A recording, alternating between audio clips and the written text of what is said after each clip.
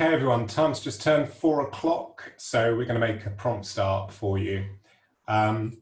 Just going to start my slides.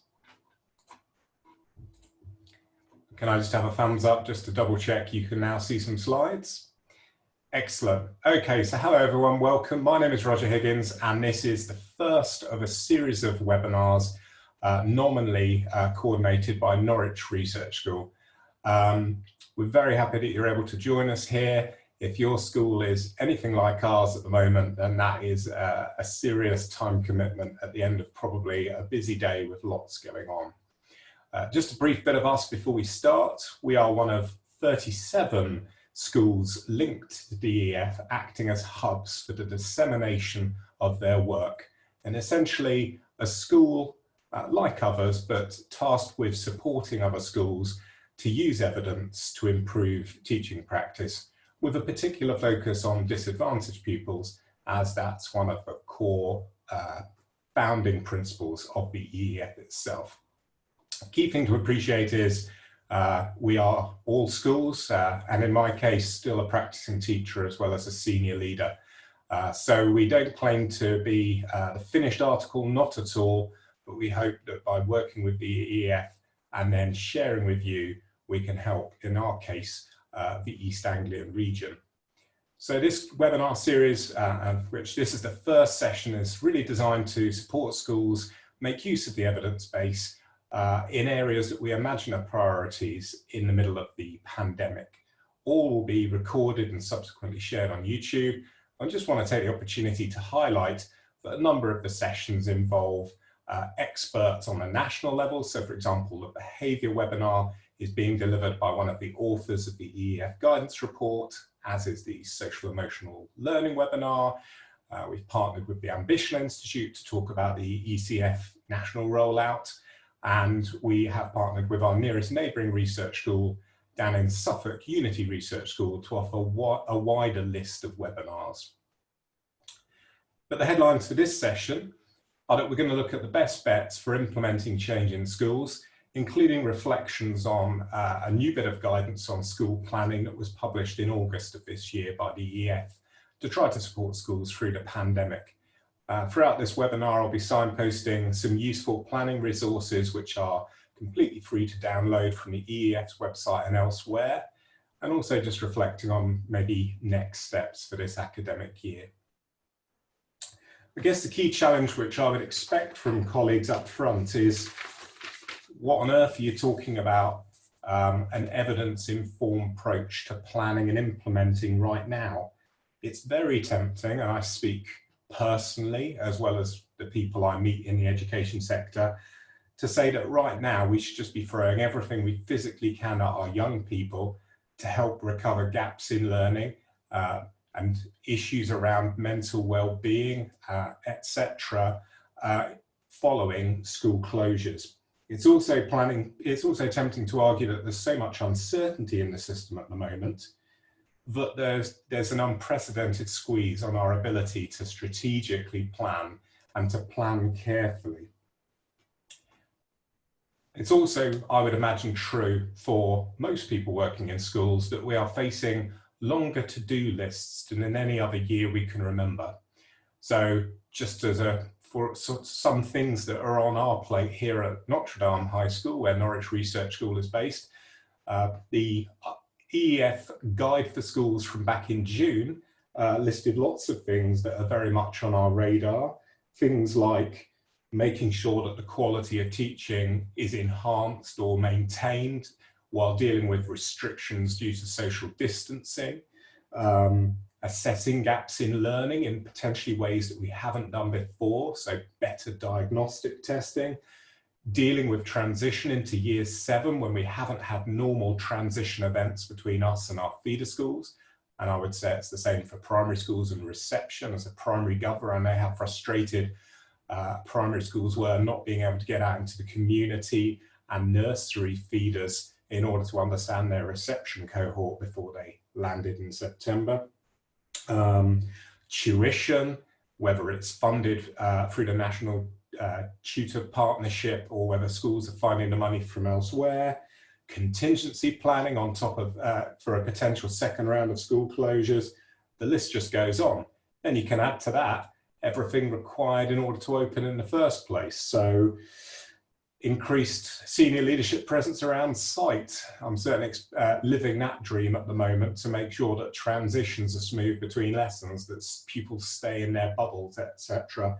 All of the hygiene procedures to make sure that increased levels of cleaning are maintained, staggered start times, masks, increased absence management. All of these things are, stating the obvious, on our to-do list at the moment.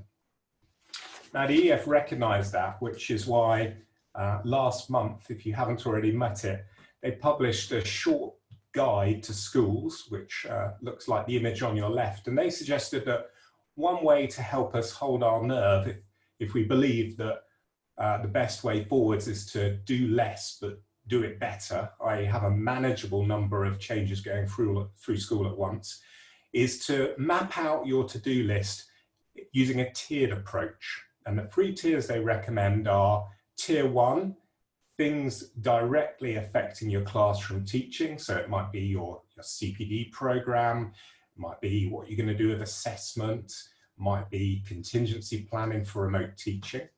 Tier 2, as you can see on the screen, targeted academic support like tutoring, like intervention, or maybe additional use of teachers beyond the normal school day.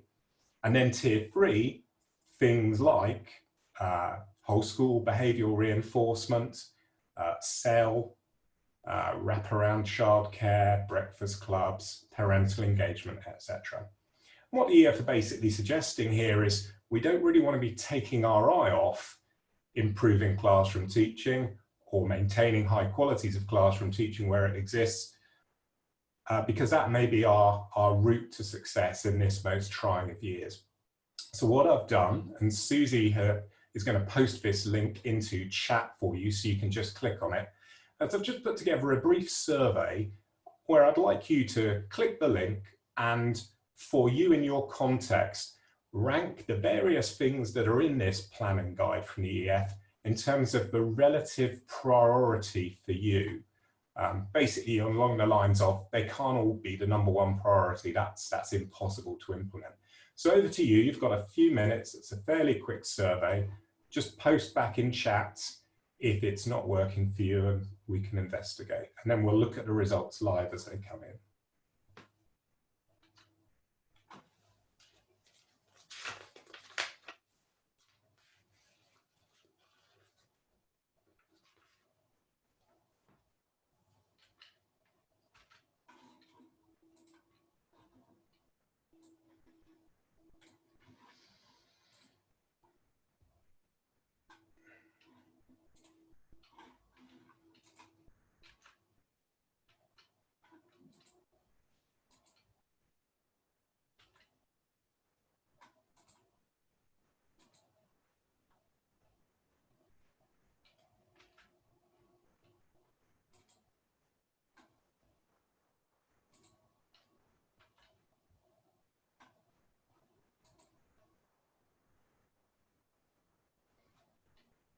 We have our first, 2 responses. Okay, I'll keep an eye on that.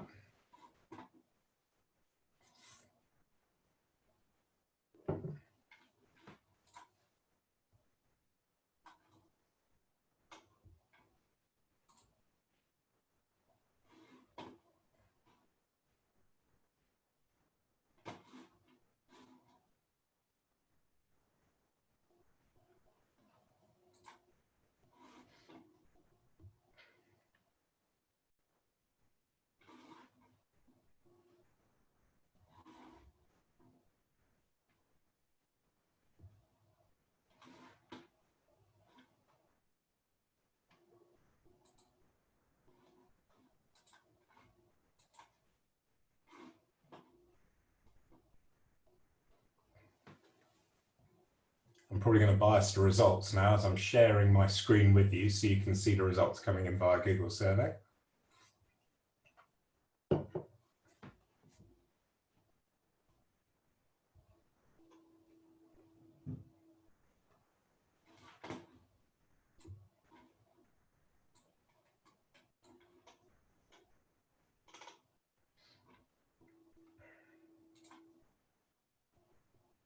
Just give it one more minute.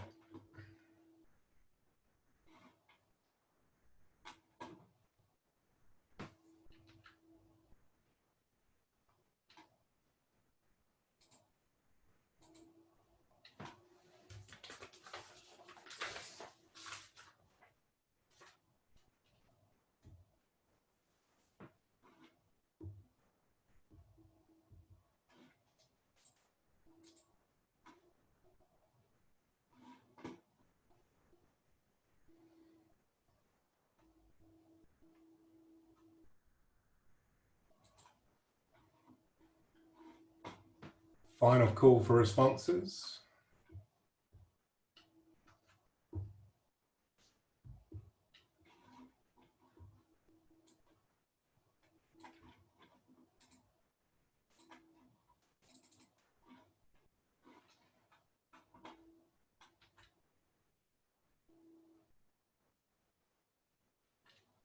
Okay, I'm going to go with what I've got. So if we just have a look at what people have had time to submit.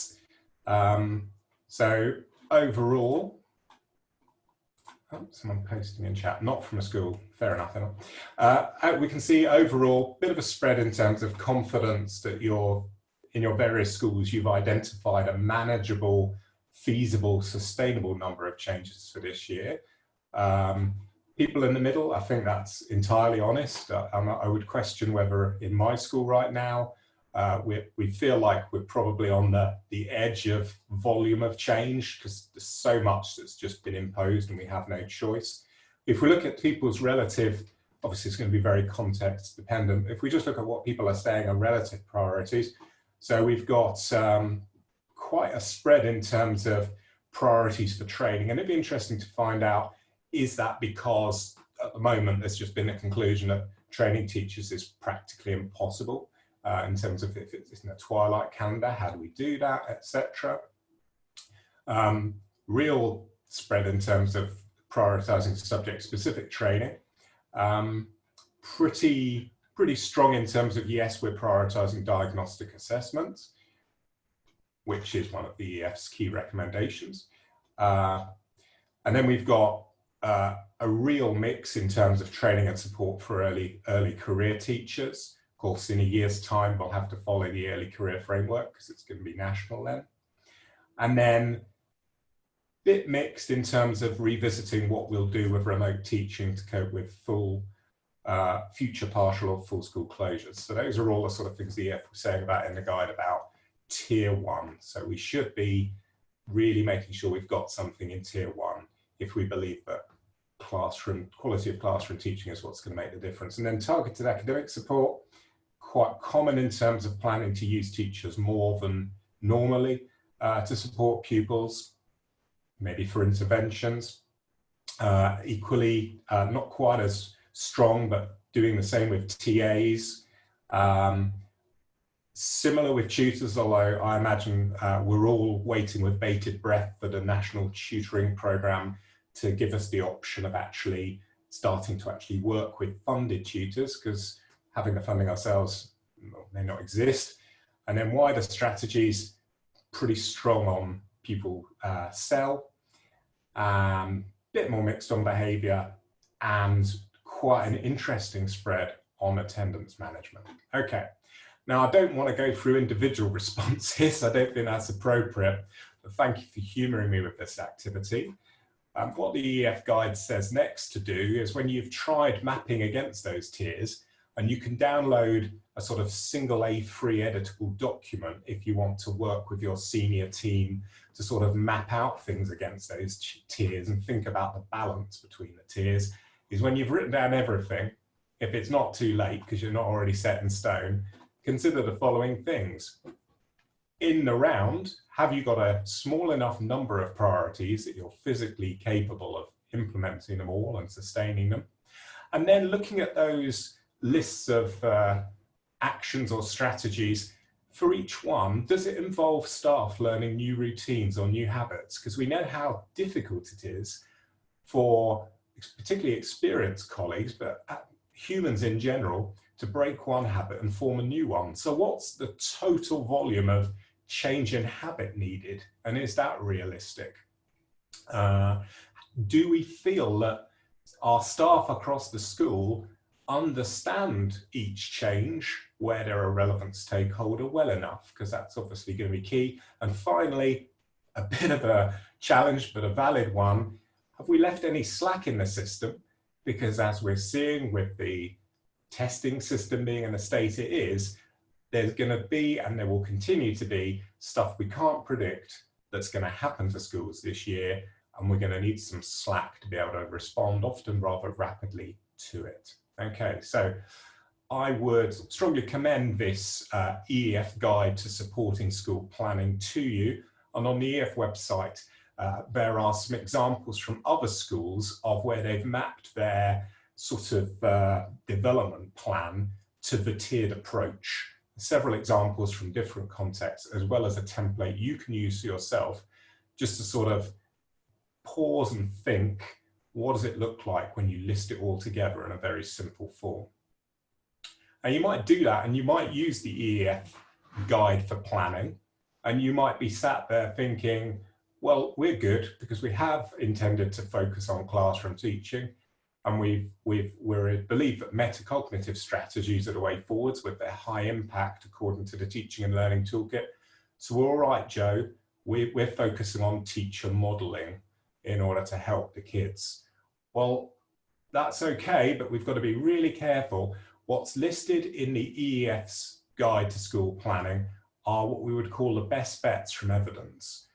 But if you look at the best bets from evidence, which are commonly in the Teaching and Learning Toolkit, allegedly accessed by 70% of schools across the country, we start to see some rather unusual things like this here at the bottom, learning styles. Now, learning styles until recently, so visual, audio, kinesthetic learners, planning to meet pupils' preferred learning styles, there's very little evidence that or evidence base for doing that. And yet the Teaching and Learning Toolkit shows an effect size of +2 months for teachers that have been studied planning explicitly to deliver on students' preferred learning styles. Now, this may well be due to what one of the authors of the Teaching and Learning Toolkit, Professor Steve Higgins, coined the Bananarama effect. Or to put it another way, it ain't what you do, it's the way that you do it, and that's what gets results. So we've got to be really careful. We might identify things like tutoring, like an increased focus on students' social and emotional health. That's the what, but potentially it's the how we implement it that's going to be key this year. And just to sort of illustrate that, near the top of the Teaching and Learning Toolkit is feedback, but when you drill into that, a well-quoted statistic here, often cited by Professor Dylan William, is that 38% of quality studies into feedback in schools actually set students back in their learning. So we've got to be really careful. We could do tuition really badly this year, and it would be worse than doing nothing at all. Or we could ask our teachers to focus on feedback in order to help bridge the gaps in their learning. It could actually set them back if we don't understand enough, and if there isn't a common enough understanding. In other words, if we implement poorly. So why focus on implementation? This guide, originally written from memory in 2018, introduces itself with the following, which I'm just going to pause to let you read while it's on screen.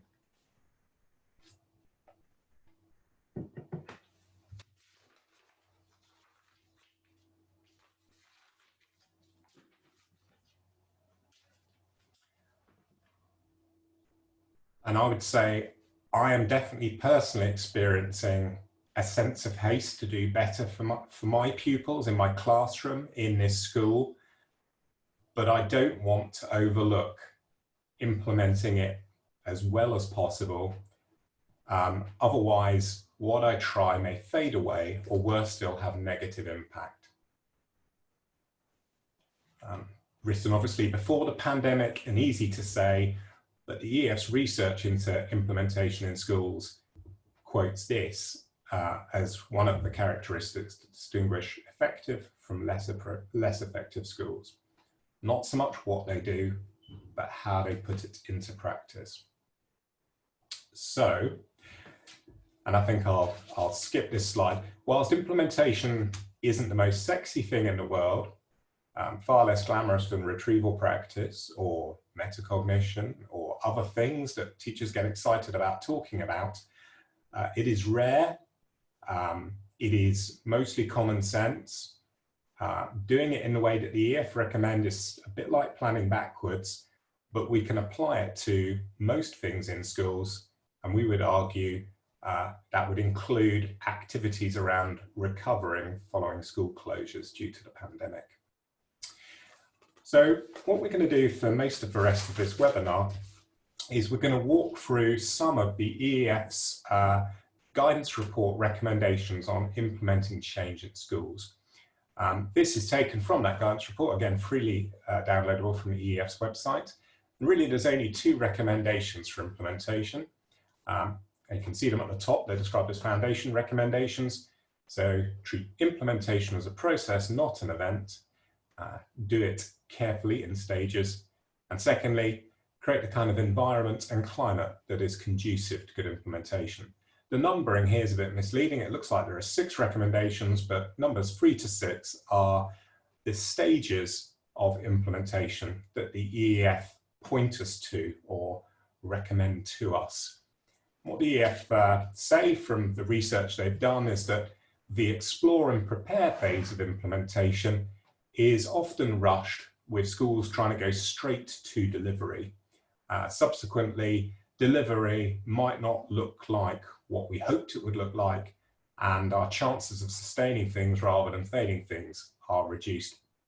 And so the challenge from the EEF with the implementation guidance is that where implementation is done well, an organisation, whether school or other, may spend as long exploring and preparing as it subsequently does delivering and sustaining.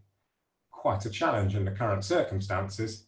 Maybe we should just sort of say, the longer we can spend carefully exploring and preparing, the better delivery and subsequent sustain of change is likely to be. You'll notice down here, we'll come back to this towards the end, they also argue that it's only when you've explored and prepared that you'll understand what you're about to do well enough that you can really judge whether your organisation is ready for it or not. And that actually there needs to be a decision point after preparation where we say, are we ready? If not, pause. The analogy throughout the guide, taken by the author, Professor Jonathan Sharples, is one of gardening. So this looks a bit like our allotment at home, actually. If we rush exploring and preparing, then when we come to deliver, we may end up with a scene a bit like this in our back garden and our allotment, not what we visualized at the start, beautiful crops that we can use for cooking at home. Having said that, the EEF have always been really keen to point out to me and others they work with that following the guidance on implementation isn't going to stop implementation being a complex process where there will be setbacks, challenges, and the need to adjust. What the implementation guidance is seeking to do is to help us to anticipate common setbacks and derailments in implementation while still needing to be flexible for the unexpected. Okay, so just talk about the foundations for good implementation. Already mentioned, treat implementation as a process, not an event. Spend enough time preparing and exploring. The inescapable consequence of that, or conclusion, is that we need to be prepared to do fewer things better and be quite brutal at pruning out from our schools stuff that isn't working or stuff that we've lost confidence we can prove or evidence is working, or potentially pruning stuff that works but not as well as other stuff or that is too effortful to maintain. And the guide points out that if we go down that line, the implementation isn't trivial in itself, because if it's become part of colleagues' habits and behaviours, you can tell a member of staff, we don't mark books anymore if you want to do that. But studies have shown that teachers will often keep marking, even if you tell them not to, because it's just a habit that they do. So we have to be really careful. If this year we're going to be telling people to stop doing stuff, we have to actually check and monitor whether they have stopped doing it, or support them to make sure that they've stopped doing it. The guide also talks about environment and culture. And it's all very easy to talk about environment and culture. My ex-head teacher used to say, you can talk about culture, but it takes a long time to change, and it's quite hard to define in the first place. But one of the things that's really striking in this recommendation is it talks that something concrete we can do when it comes to the culture of the school and its conduciveness to good implementation is to form implementation teams early on in a change, where we bring together not just the senior leadership team, but other relevant stakeholders early on, because that helps us increase our capacity for change, but it also helps us to spot clangers or issues that might be invisible to one stakeholder, but extremely obvious to the other. Now, what I've done is taken a checklist from the EEF's website of things to be wary of when you're going through a process of implementation. And I've just used it to create another short survey. So if you'll humour me, and if Susie's going to pop that into chat for me, I'd just like you to have a look at this second survey, to complete it for me, to reflect on, and it's obviously quite subjective, how you feel the organisation you are in stacks up against some of the foundations for good implementation signposted by the EEF. And I think with this one, most of it doesn't matter if you're in a school or not. So I'll just give you a minute or two to try that.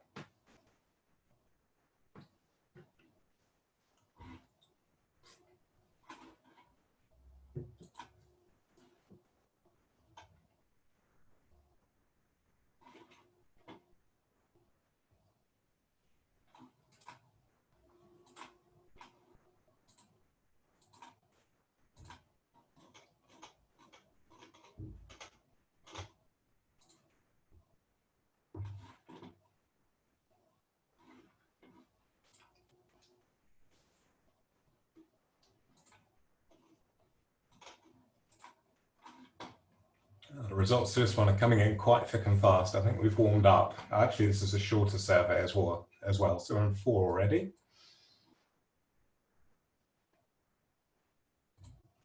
I'm just going to stop sharing my presentation for a moment so that I can share what's coming out of that survey when we've got a few more responses.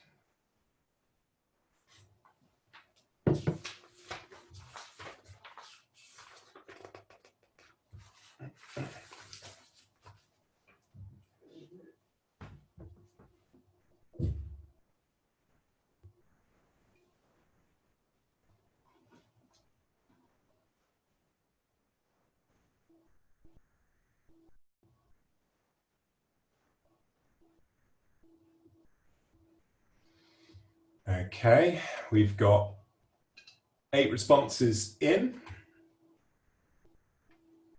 So I'm going to start, the screen will update itself if we get any more, but I'm just going to share what I'm seeing so you can see it. Can I just have a thumbs up if you can see survey responses? Excellent. So reflecting on whether our schools implement changes in a structured and staged manner, 1 was strongly agree, 5 was strongly disagree. Quite a spread. No one being brutally negative about their place of work, which is always nice, but quite a range of opinions. Adequate time and care taken when preparing. Again, quite a spread.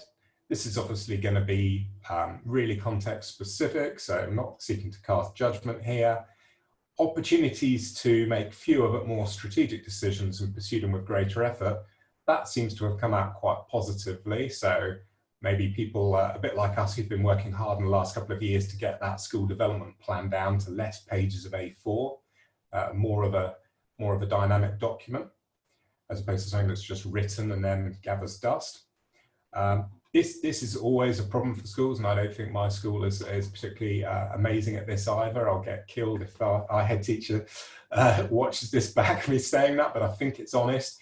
Routinely identifying less effective practices that can be stopped. So there's two of you are saying, oh yes, very much, we're quite systematic on this. People are generally in the middle there. And then quite positive on the vision that the school sets and the expectation the schools set, whether staff feel empowered to take on implementation responsibility themselves, much more neutral.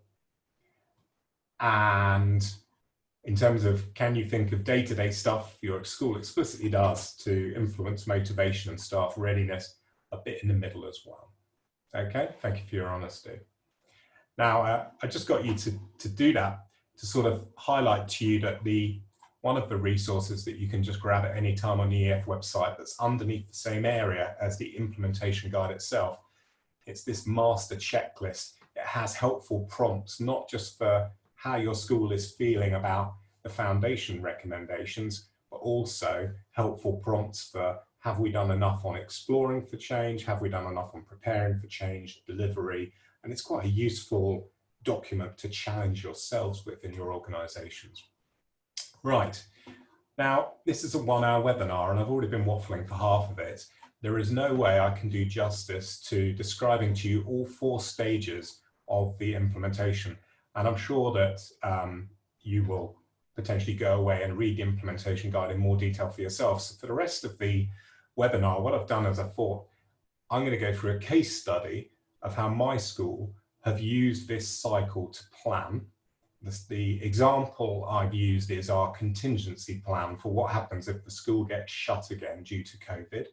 And I'm going to focus very much on the explore and the prepare phase, and I'm going to deliberately avoid talking much about deliver and sustain, because it's the explore and prepare phase that EEF tell us schools commonly rush through, and I have to be realistic with how much time I've got. Okay, so first of all, the explore phase. Step 1 of exploring is to use caution to make sure that you have genuinely identified a true problem that needs addressing in your school, as opposed to you start with a solution that lots of schools are saying is great, and then you almost sort of invent or see a problem in your school subsequent to the shiny thing that you're attracted to, that you want to use. So basically we're talking about reducing our bias, reducing influences that aren't relevant to the needs of our pupils, and trying to increase our confidence that we're looking at a genuine priority. That's about trying to use as many forms of data at our disposal as possible and checking that they all triangulate and point in the same direction. And it's about building a plausible, credible interpretation of that data to convince yourself, I have a genuine priority here. One way that can help is if you have pulled together stakeholders at this early stage from various levels in your school or from different teams, to consider the problem from multiple different perspectives. And by building an implementation team from the outset, to seek challenge and see whether what the problem looks like from different points of view is coherent. So for the case study I'm going to use, contingency planning for a second closure, or to put it another way, how we do remote teaching again if we have to. These are the kind of problems that our teachers are saying based on the last experience, and they're all really obvious, but they're worth considering. So things like teachers would have to work from home, often alongside their own children, which creates workload and well-being pressures, like I'm sure many of you are familiar with. Okay, teachers and pupils, for that matter, may not have the required IT. We talked, there was a lot about pupils, particularly from disadvantaged families, maybe not having an internet connection, not having a laptop. We found last time some of our teachers didn't have the required equipment. So we need to sort that out if we went through the fun and games again. And then we've got all of these, what the problem would look like from pupils' point of view. But for us, the main one that we really did not take into account last time during school closures was that pupils cannot physically complete the same amount of guided learning hours at home as they can in school. That's a really obvious statement, but I think we knew that last time in my school, but we kind of still try to throw everything at them anyway. And that's something we can't do again next time, because it would, I think, have detrimental effects. And then there's the things like, well, I can describe what the problem might be next time because we've been through it once before. Last time, and I think most schools would say the same, a minority of our pupils didn't engage with remote teaching for whatever reason. And if we go into another round of remote teaching because the school's closed, whether it's a whole year group or all the pupils, we need to try and do better than that next time. So that's just looking at a problem from different perspectives. Please do use the chat if my case study isn't clear or you want to ask questions, and Susie can read them out to me and I'll just answer them. When you think you've understood your problem properly, the next stage is to go and look at the evidence of what might work, but to be really careful that we don't just stop at the headlines from the evidence and we dig deep. So here are a couple of tools you might find useful with that. We've already mentioned the EEF Teaching and Learning Toolkit, but really that's little more than headlines. It's quite abstract and high level.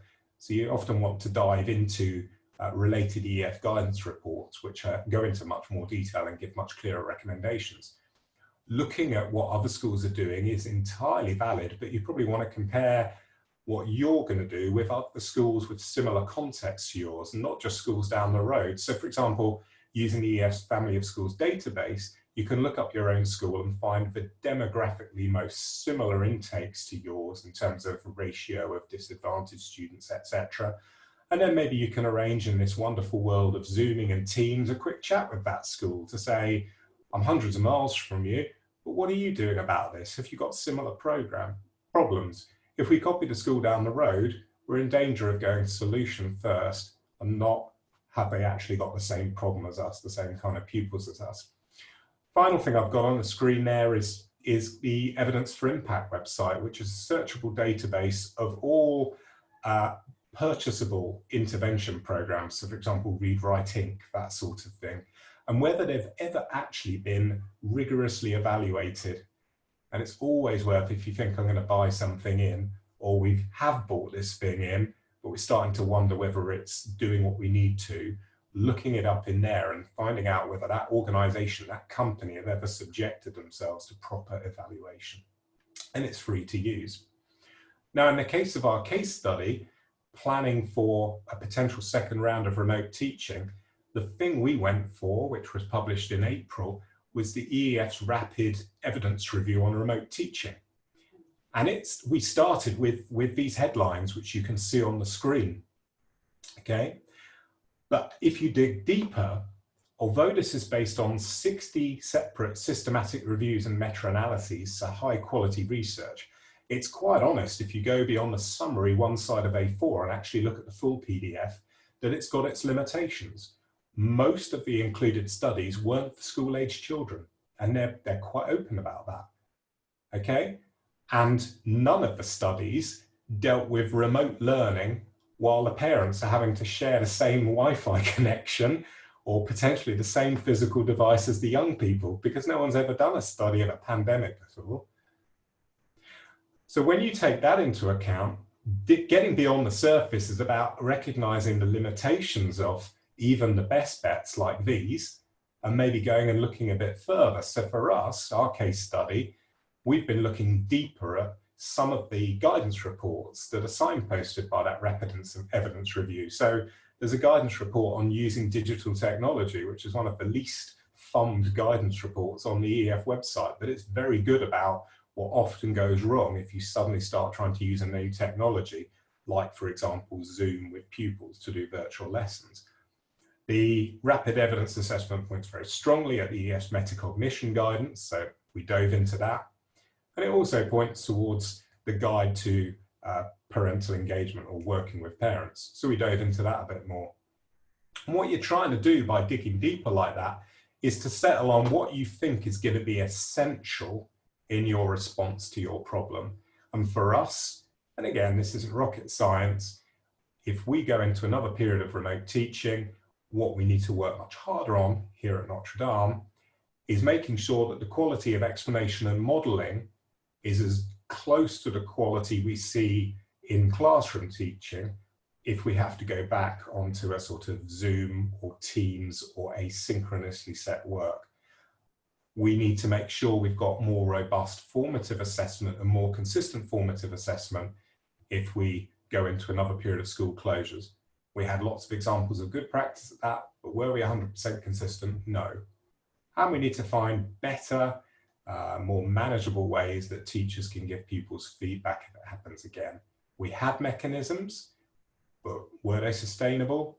I'm not 100% convinced. Were they effective? Were they well engaged with? We need to reflect on the last time and get that better. So here then are, for Notre Dame, some 3 essential things that we feel will need to be, and they are, in our contingency plan for if we get closed again. Okay, now for the rest of the presentation, I want to talk to you about the prepare stage. Essentially, the prepare stage is develop a good plan, and when you've got the plan, assess whether you're ready before implementing it through delivery and sustaining a change. If you think you are ready for the plan, prepare your staff, get the ground ready, change specific training, investing in resources, etc. Now, a good plan basically covers why are we changing, what are we doing, how we're going to do it, how well will the implementation go, and what are we looking for in a good implementation, and then finally the and so what are the expected improvements or changes for pupils. The EEF recommend that in order to get those elements of a plan into place, one way of doing it, which feels a bit like planning backwards, is through what's called logic model planning. And the numbers at the top there are the order in which we go through the planning stages. So we start by trying to define the problem, making sure we clearly understand it and we're not fabricating a problem. I've already kind of spoken a bit about that. That tends to happen during the explore phase. And then we jump away from the detail to the end product. So what do we want the final outcomes to be? What's our goal? The goal, often if it's to do with exam outcomes, is not going to be realized in the short term. So then we break that down into intermediate outcomes or success criteria. Then we actually start thinking over here about the inputs, number 4 here. So a key thing here coming out of the evidence base for effective implementation is what's called active ingredients, which I will talk to you about shortly. And then finally, outputs, define the changes you hope you'll be able to see, also known as implementation outcomes. So here is what you get when you've sort of finished. This is the Notre Dame implementation plan for if we have to close the school again and do it all remotely. And I'm going to basically just walk you through how we've constructed this. By the way, it is far from perfect. It is a live document that we are currently reviewing and tweaking, particularly in light of all of the positive cases and the testing problems that we're seeing nationally. But it's a process. So we start over here, and what you're looking at on the screen is a downloadable, editable template from the EEF if you'd like to try planning like this. Start by defining a problem and what needs to change. And I've already said that trying to define the problem from multiple perspectives, as well as looking to triangulate the best available information in schools in the form of data, is what we're about there. Turning then to thinking about outcomes or success criteria, we'll have some sort of long-term goal in mind, but we're trying to come up with reasonable milestones. So here are ours for if we need to close the school and do remote learning again here at Notre Dame High School. So we are a Catholic school, so you'll notice that short and medium term, there's reference to pupils fully engaging with remote teaching, or e-learning as we call it, but also fully engaging in acts of collective worship. And you'll see that throughout this, our pupil outcomes all the way through, we want our remote teaching to result in happy and healthy pupils, and to not damage our pupils by the way in which we ask them to work remotely. And then we've got, obviously down here, where we'd like to see our results not dip, we'd like to see our disadvantage gap not widen. In between, we've got some more tangible things that we might be able to measure. Can our teachers accurately report to us on an individual's progress during an extended period of closure? Can we use a round of open book mock exams set remotely for our exam groups to get some idea of attainment and progress? Can we see evidence that pupils are able to act on the feedback that they receive? I've put written in quotes because I'm not quite sure it would be written. It might be typed or it might be audio recordings, but can we see it being acted on? Because it needs to be acted on if it's going to be impactful. Turning then to the description of the intervention, the input, this is where we do something called defining active ingredients. And this is really conceptually the most challenging thing in the EEF's recommendations for implementation. So an active ingredient is defined on the screen. I'll just let you read it.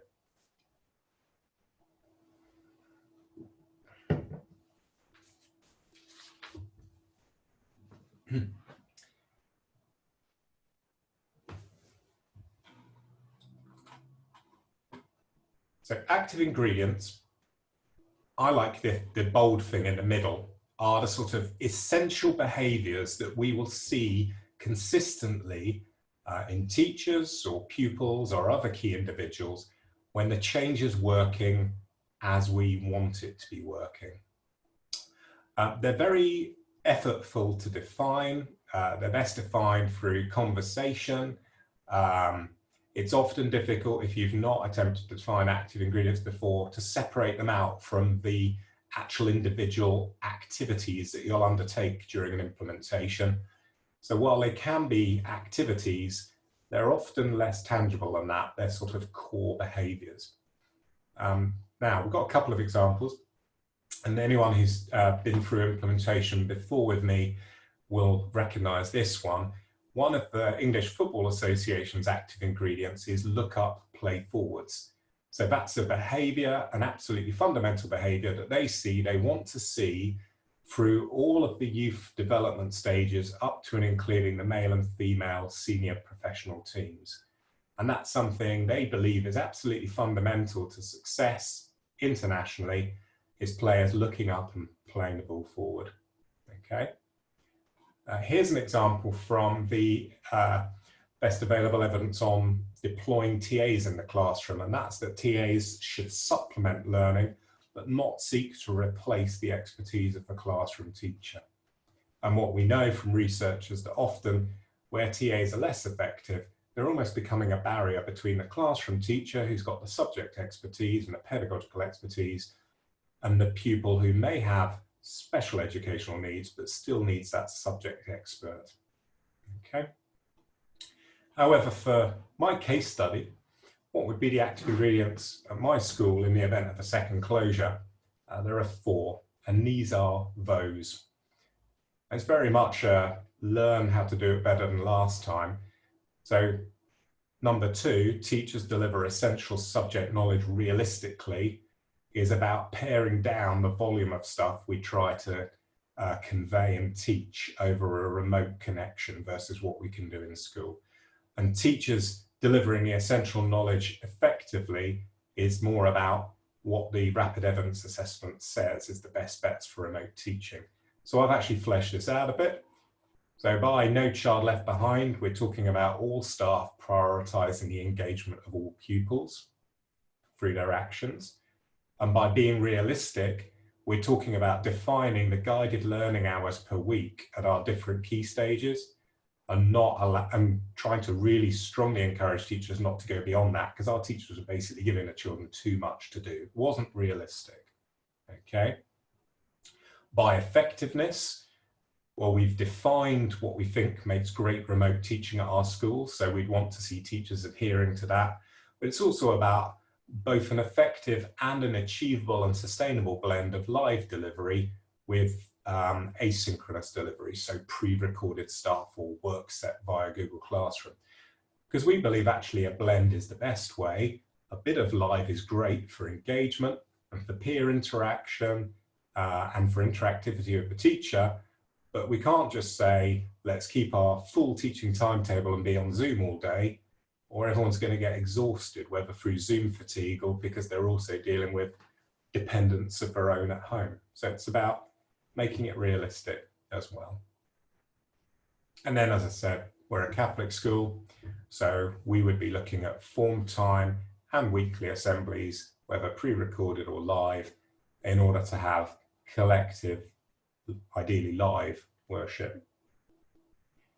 When you've done that, the most effortful part, the rest of the plan flows from those essential behaviours. So your implementation activities are kind of your to-do list, your things you're going to do, but they should all help to realise the active ingredients in your participants. What's quite nice about the implementation guide from EEF is they include a table of the most common types of implementation activity. And what you want to make sure is that you haven't missed out anything obvious in order to blend together a set of activities that will help you deliver fully on your desired change. Stating the obvious, virtually any change is going to involve some element of professional development or training for staff. And what this table is really good at reminding us about is that the best bets on professional development say it's not just the upfront training, it's the ongoing follow-up support, whether it's coaching, mentoring, additional input by the original expert at a later stage. Without the follow-up support, it's very unlikely to be effective embedding change, particularly in teachers. So again, from our case study, which if you'd like I can share with you, I've just highlighted in red some of our implementation activities that relate to teacher professional development. So if we have a lockdown again, so in sunny Norwich, we suddenly have a lockdown and all schools told to close, we would actually try to be brave and plan virtual training for the first 2 days rather than immediately saying deliver learning for your pupils. Okay, we would be looking to establish some sort of peer coaching mechanism so that teachers are supported to observe one another's live sessions and support each other with that. Of course, there'd be quality assurance of it. We'd also try to provide friendlier forms of collaboration support. So for example, one thing that worked for us last time well that we do again this time would be at least weekly support clinics where an expert on remote teaching would be on the end of Zoom like this, and people could just dial in and raise their issues or their questions. So that's a form of ongoing support. Because we wrote this plan last term, we were able to encourage teachers to rehearse live teaching before the summer holidays. So initially it was just of those teachers at our secondary school with exam groups that were doing that, 10s and 12s, but we started encouraging teachers who maybe didn't have those year groups that were having live sessions to shadow or to actually team teach alongside others, so they got the experience for if we needed it again. And we've very much been talking about trying to generate subject-specific exemplars of what work set asynchronously would look like so as not to overwhelm. And we're also trying to establish champions for remote learning in our school that we can draw on when we need to do more upfront training, but also people know they can go to for support. We've also just started setting up questionnaires, surveys for pupils and staff, just in case we've missed anything from the last round of school closures in terms of what didn't work well the last time that could be easily fixed for next time. And then the final part of writing one of these implementation plans is defining your implementation outcomes. And while it's useful to do that in terms of short, medium and long term, we personally here at Notre Dame find it incredibly useful to use some of these common implementation outcome categories. So fidelity, acceptability and reach are really useful. You can see the definitions on the screen. I'll just pause to give you a chance to read them.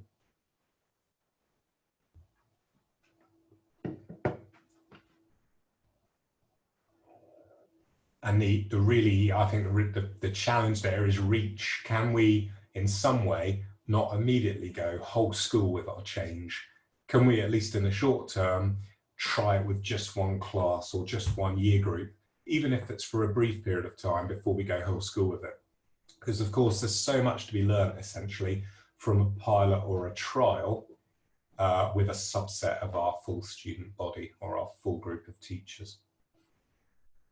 So again, our case study, because it may help to exemplify for us if we go into another round of remote teaching, our fidelity to our active ingredients, and our short term will be, we'll be looking for all teachers owning engagement by routinely using our MIS to log credits as well as negative events, so lack of completion of work. Now you might say, surely they were doing that already, but actually, to be completely honest with you, we're not 100% consistent on that, and we would be much more stubborn about that next time. We would invest more leadership effort and managerial effort in making that happen. We would also focus, and we did this last time, we would do it next time as well, on some sort of quality assurance where we go into Google Classroom, say, and we look at the quality and the quantity of work set with a real focus on, is the quantity of work manageable? Do we think it fits into the guided learning hours, the reduced guided learning hours that we've defined for that subject team at that key stage? We're assuming with this plan we'd have no choice with reach, but it's all year groups at once, because that's kind of the nature of a crisis. But our short-term acceptability measure would be that our local union reps agree with our contingency plan. So our head teacher was actually meeting with our local union reps today to run our A3 high-level plan past them and say, we're not ready to implement this yet, but if you've got a problem with it, tell us now, because it would be better than telling us you're not going to do it or you're going to resist it once a second round of school closures start. And then you can see sort of medium and long term, we've just focused for our planning on fidelity and acceptability. So we would be trying to survey staff throughout a period of second school closures to get some sort of handle on their workload and identify where a workaround's needed. And with fidelity, we would be, because we've defined what makes great remote teaching at Notre Dame, we would be looking to see that teachers are delivering against our key elements of what makes great remote teaching. So the sort of essential ingredients that come out of the research literature, like how good is the modelling and scaffolding, and does it survive delivery over Zoom or classrooms? How good is the feedback? Is there any? These sorts of basic checks that we think are essential. These slides are going to be shared with you afterwards, by the way. Is that right, Susie? For you. And embedded in these slides are hyperlinks to freely downloadable resources from EEF if you fancy planning in this way. Now, I'm running out of time, and really the nasty challenge I'm going to leave you with is to really know whether an organisation, so your school, your organisation is ready for a change. You have to go through explore and prepare and develop a plan to this level of detail before you really know whether the school is ready for it. And EEF suggests that we judge readiness by staff's general motivational willingness to engage with the change. So do they agree it's a problem? Then the general capacity for change, which is about, is there time to do it? Is there money? Okay, have I got people in the right roles?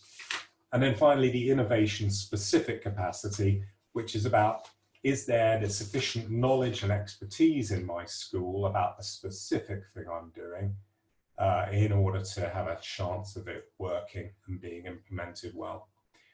And it would be brave in many cases this year not to go ahead with all of the kind of stuff that we're being asked to do, like funded small group tuition.